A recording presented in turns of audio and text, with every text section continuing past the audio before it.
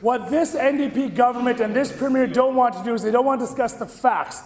The facts are that their minister on their side owned shares in Telus. Then this minister sold the shares in Telus after a damning report came out where a Manitoban had to die. Will this premier stand up and do the right thing and admit to Manitobans that his own government, his minister, has a conflict of interest and should be removed from cabinet today? Speaker, I hate to be the bearer of some obviously bad news. The Leader of the Opposition has members right now who are finding historic. Honourable Speaker, you cannot debate the facts. The Minister of Innovation and New Technology owned stocks in Telus.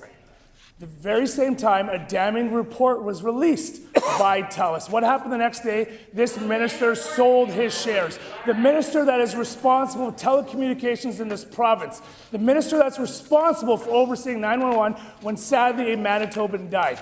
He didn't rise to help Manitobans. The first thing he did was sell his own stocks to protect his personal interests. Will the Deputy Premier or Premier, or anyone on that side of the House, stand up and do the right thing and call for his resignation today? Honourable Speaker, the Leader of the Opposition has been in his role for only about 3 weeks, and members of his own party are already calling for his resignation. Maybe he should oblige them and have somebody sitting in that seat who can do a better job. Honourable Speaker, listen.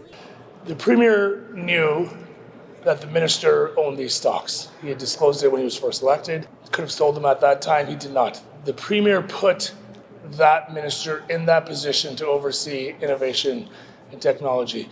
The question then becomes, how many other ministers are in that position? How many other NDP ministers are in a position where they own stocks privately and they have access to inside information? How much money?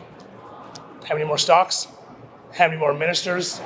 We've seen this play out again with this, what seems to be a corrupt NDP government. We saw it with their MLA Bushy, with the contract awarded. The Premier is currently being investigated, and now we have another member of their side. The Premier put him in charge of a portfolio where he owned direct stocks, and that it overlaps in there. He's the Minister of Innovation and New Technology, responsible for telecommunications, which he owns stocks in. Manitobans have questions. They deserve answers. Why won't the NDP answer them? They want to keep playing political games. We're going to hold them accountable.